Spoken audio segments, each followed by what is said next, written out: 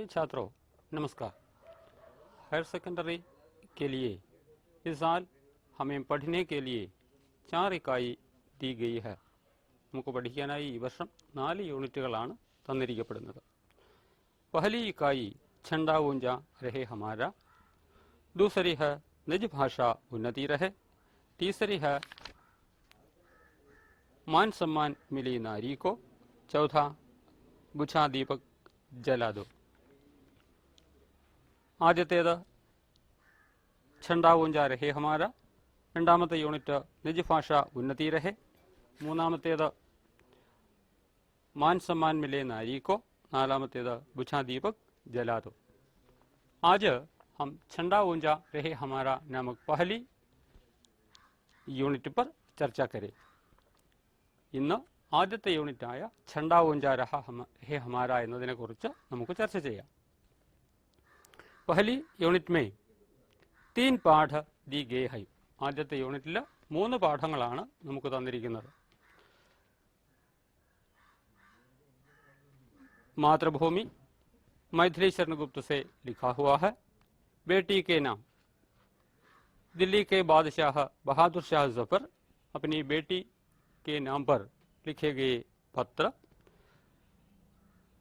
मेरे भारतवासियों, भारत के प्रथम प्रधानमंत्री जवाहरलाल जी का भाषण है।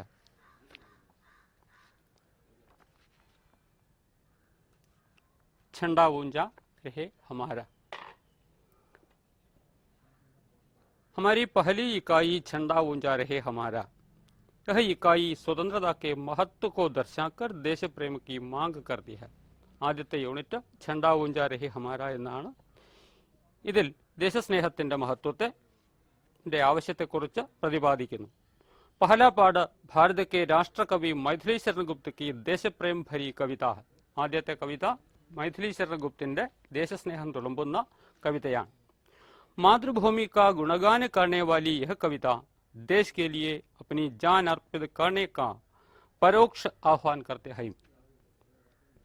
മാതൃഭൂമിയുടെ ഗുണഗാനം വർണ്ണിച്ചുകൊണ്ട് ഉള്ള ഈ കവിത രാജ്യത്തിന് വേണ്ടി പ്രാണൻ അർപ്പിക്കപ്പെടുന്നവർക്ക് വേണ്ടി സമർപ്പിച്ചിരിക്കുന്നു। इकाई का दूसरा पाठ सम्राट बहादुर शाह द्वारा अपनी बेटी को जेल से भेजा गया खत है। രണ്ടാമത്തേത് ചക്രവർത്തിയായ ബഹാദുർ ഷാഹ് ജയിലിൽ നിന്ന് തന്റെ മകൾക്ക് എഴുതിയ കത്താണ്। आगे भारत की स्वतंत्रता की ऐतिहासिक वेला में लाल किले पर तिरंगा झंडा फहराते हुए देशवासियों को संबोधित करने वाला प्रथम प्रधानमंत्री जवाहरलाल नेहरू का भाषण है। तीसरा पाठ जवाहरलाल नेहरू ദേശത്തെ അഭിസംബോധന ചെയ്യുന്നതാണ് മൂന്നാമത്തെ പാഠം। इकाई के हर पाठ के लिए യൂണിറ്റിലെ എല്ലാ പാഠങ്ങളിലും भारत का तिरंगा झंडा ऊंचाई पर लहरा रहा है। ഭാരതത്തിന്റെ ത്രിവർണ്ണ പതാക വളരെ നല്ലവണ്ണം ഉയർന്നിരിക്കപ്പെടുന്നു അല്ലെങ്കിൽ പറന്നുകൊണ്ടിരിക്കുന്നു। सब छात्र पुस्तक अपने सामने रखना है। इसमें एक चित्र दिया गया है। देखो यह चित्र किसको संबंधित है? यह चित्र नमक सत्याग्रह से संबंधित है। यह यात्रा किसके लिए थी? यह यात्रा नमक कानून के विरुद्ध होने वाले दंडी यात्रा के बारे में है। भारत की स्वतंत्रता के लिए लाखों देशभक्त अपनी अपनी राह पर चले हैं। ഭാരതത്തിന്റെ സ്വാതന്ത്ര്യത്തിനു വേണ്ടി ലക്ഷക്കണക്കിന് ആളുകൾ അവരവരുടെ ജീവൻ വെടിഞ്ഞിട്ടുണ്ട്।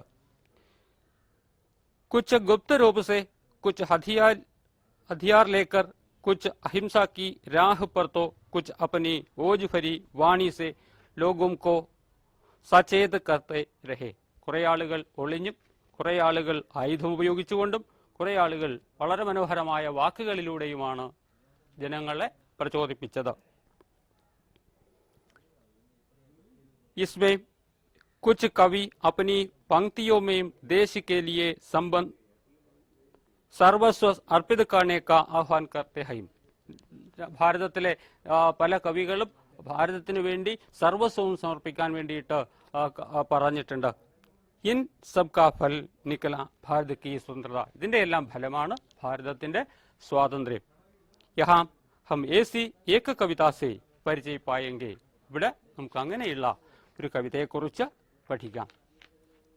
कविता लिखी है मैथिली शरण गुप्त. वे भारत के राष्ट्र कवि माने जाते हैं. तुम्हें पता है उन्हें क्यों राष्ट्र कवि माने जाते हैं? उनकी सभी रचनाओं में देश प्रेम संबंधी पंक्तियां थी, इसलिए उन्हें राष्ट्र कवि माने जाते हैं.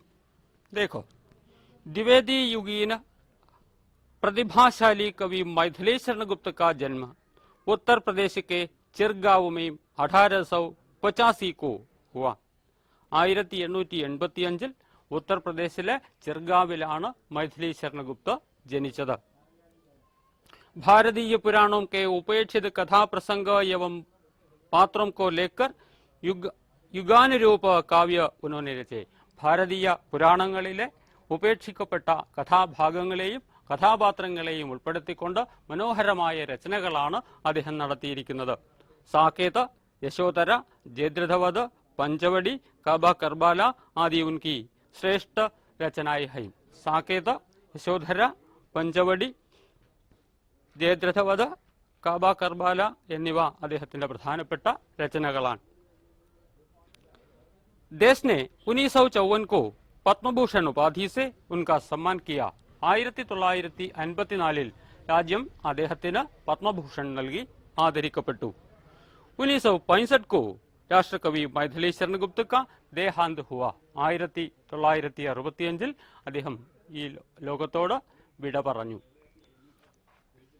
देखो, मातृभूमि. नीलांबर परिधान हरित तट पर सुंदर है. सूर्य चंद्र युग मुकुट मेखला रत्नाकर है. नदियां प्रेम प्रवाह फूल तारे मंडन है. बंधीजन खगवृंद शेषफण सिंहासन है. करते अभिषेक पयोध है. बलिहारी इस वेश की. हे मातृभूमि, तू सत्य ही सगुण मूर्ति सर्वेश की. देखो, नीलांबर परिधान हरित तट पर सुंदर है. नीलांबर नीलाकाश, परिधान वस्त्र, हरित तट हरितिमा.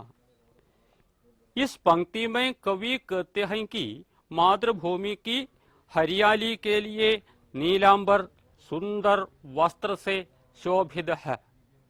सूर्य चंद्र युग मुकुट.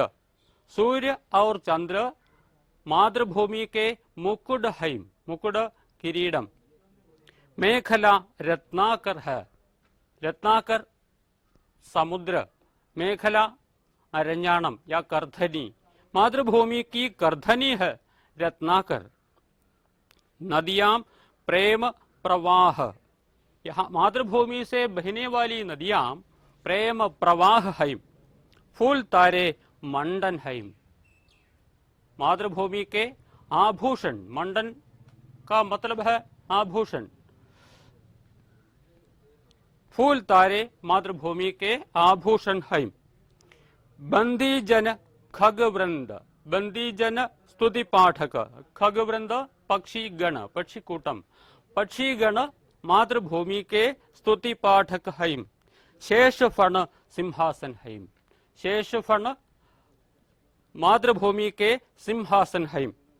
शेषफण का मतलब नीचे दिया गया है. देखो, हिंदू मिथल के अनुसार शेषनाग के फण पर ഭൂമി സ്ഥിത है. ഹിന്ദു മിത്തോളജി പ്രകാരം ശേഷനാഗത്തിന്റെ പത്തിയിലാണ് ഭൂമി സ്ഥിതി ചെയ്യുന്നത്. अनंत प्रकृति का प्रतीक है. यहाँ बताया है. बादल मातृभूमि पर वर्षा करते हैं. बलिहारी इस वेश की.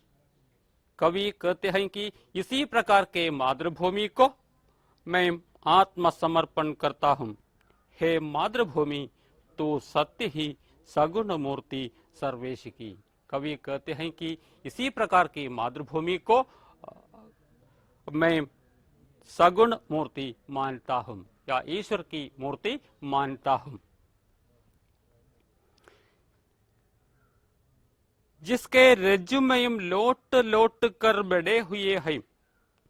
कवि कहते हैं कि जिसके रेज्यूमेम, रेज्यू मीन्स धूल പൊടി, ലോട്ട് ലോട്ട് കർ, ലോട്ട് ലോട്ടിന ഉരുളുക, കിടന്നുരുളുക, खड़े हुए हैं। कवि कहते हैं कि मातृभूमि की धूल में लोट लोट कर बच्चे बड़े हुए हैं या कवि बड़े हुए हैं।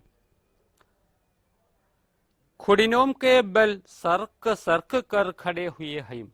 खुडिന കാൽമുട്ട്, സർക്കിന ഇഴയുക, കാൽമുട്ടിന്റെ സഹായത്തോടു കൂടി ഇഴഞ്ഞാണ് ബഡേ ഹുയേ ഹൈ എല്ലാവരും। कवि कहते हैं कि भारत के सभी लोग खुडिनों के बल पर सर्क सर्क कर ही खड़े हो गए हैं। परमहंस सब बाल्यकाल में सब सुख पाए। परमहंस, परमहंस के बारे में नीचे दिया गया है। देखो, परमहंस श्री रामकृष्ण परमहंस की याद दिलाती है, उसके बारे में बताते हैं। 6 साल की आयु में एक दिन रामकृष्ण परमहंस खेतों में घूम रहे थे। 6ാമത് വയസ്സിൽ രാമകൃഷ്ണ പരമഹംസ പാടത്ത് കറങ്ങുകയായിരുന്നു, കറങ്ങി നടക്കുകയായിരുന്നു। അചാനക് ഉൻകി ദൃഷ്ടി ബഗ്ളോം കി ഏക് പങ്ക്തി പർ പടി।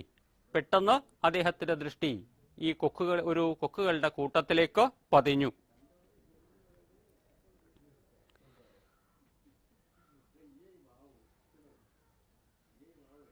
अचानक उनकी दृष्टि बगलों की एक पंक्ति की ओर पड़ी जो काली खड़ाओं की ओर जा रही थी। यह दृश्य देखकर वे बेहोश हो गए। ये काഴ്ച കണ്ട് അദ്ദേഹം അബോധാവസ്ഥയിലെത്തി। लेकिन उस बेहोशी में उन्हें अपरिमित खुशी और शांति का അനുഭവം हुआ। ആ അബോധാവസ്ഥയിലും അദ്ദേഹത്തിന് എന്തെന്നില്ലാത്ത ആനന്ദവും അതോടൊപ്പം തന്നെ സമാധാനവും ലഭിക്കപ്പെട്ടു। ഈ ആധ്യാത്മിക അനുഭൂതിനെ ഉൻകെ ജീവൻ की നയ നയി ദിശ दी। ഈ ആധ്യാത്മികമായ അനുഭൂതി അദ്ദേഹത്തിന് പുതിയ ഒരു ജീവൻ നൽകപ്പെട്ടു, അല്ലെങ്കിൽ ഒരു അനുഭവം നൽകപ്പെട്ടു। उसी प्रकार परमहंस सब बाल्यकाल में सब सुख पाए हैं। जिस प्रकार परमहंस ने बाल्यकाल में इसी प्रकार की अनुभूति मिली थी, उसी प्रकार सब लोगों को सब सुख मातृभूमि से मिले हैं। ഇപ്രകാരമാണോ പരമഹംസന് ബാല്യകാലത്തിൽ അനുഭൂതി ലഭിച്ചത്, അതേ രീതിയിൽ എല്ലാ പേർക്കും ഇതേ രീതിയിലുള്ള സുഖങ്ങൾ ലഭിക്കപ്പെടുന്നു। जिसके कारण धूल भरे हीरे कहलाए। कवि कहते हैं कि इसी प्रकार कवि बच्चों को धूल भरे हीरे कहते हैं। हे मातृभूमि, तुझको निरख मग्न क्यों न हो मोद में। कवि पूछते हैं, हे मातृभूमि, अलियो मातृभूमि, तुझको देख कर, निरखना देखना, निन्ने कंडित मग्न क्यों न हो मोद में, हमें बहुत खुश होती है। इसी प्रकार की मातृभूमि की अवस्था को देखकर लोगों को या कवि को खुशी होती है। पाकर तुझसे सभी सुखों को हमने भोगा। कवि कहते हैं कि पाकर पाना मिलना, भोगना अनुभविका। पाकर तुझसे सभी सुखों को हमने भोगा। कवि कहते हैं कि मातृभूमि से सभी प्रकार के सुखों को हमने भोगा। മാതൃഭൂമിയിൽ നിന്ന് എല്ലാ തരത്തിലുമുള്ള സുഖങ്ങളാണ് ഞങ്ങൾ അനുഭവിച്ചത്। तेरा प्रत्युपकार कभी क्या हमसे होगा। कवि पूछते हैं तेरा प्रत्युपकार, നിനക്ക് പ്രത്യുപകാരം हम कब देगा, എപ്പോഴാണ് ഞങ്ങൾക്ക് തരാൻ കഴിയുക। तेरी ही यह देह तुझ से बनी हुई है। कवि कहते हैं कि यह देह तुझ से या मातृभूमि से बनी है, बस तेरे ही സുരസ് സാർ സെ സനി ഹുയി ഹ। മാതൃഭൂമിയുടെ സുരസ് സാരിൽ നിന്നാണ് ഇത് നിറഞ്ഞിരിക്കപ്പെടുന്നത്। ഫിർ अंध समय तू ही इसे अचल देख अपनाएगी। कवि कहते हैं कि अंध के समय तू ही या मातृभूमि ही इस देश को अपनाते हैं। अपनाना स्वयतमाക്കുക। हे मातृभूमि यह अंत में तुच्छ में ही मिल जाएगी। हे മാതൃഭൂമി അല്ലയോ മാതൃഭൂമി ഈ ശരീരം നിന്നിൽ തന്നെ മിൽ ജായേഗി എത്തിപ്പെടുന്നു।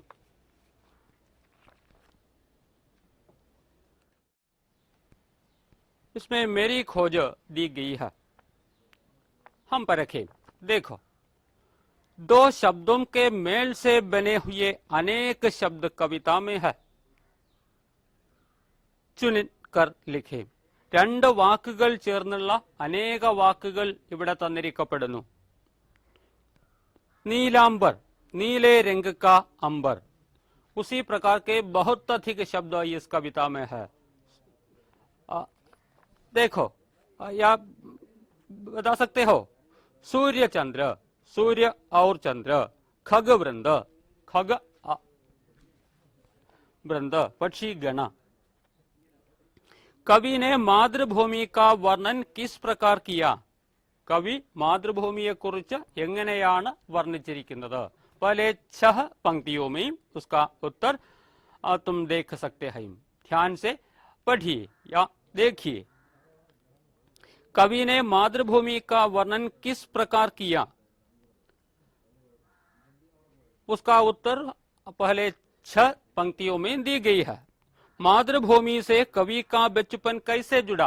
മാതൃഭൂമിയോട് കവിയുടെ ബന്ധം എങ്ങനെയാണ് ഉണ്ടായത്? 7 पंक्ति से 11वीं पंक्ति तक उसका उत्तर है। ध्यान से देखकर परखना है, लिखना। तेरा प्रत्युपकार कभी क्या हमसे होगा? कभी इस प्रकार क्यों सोचते हैं? अंत की पंक्तियों में इसका उत्तर कवि दी गई है।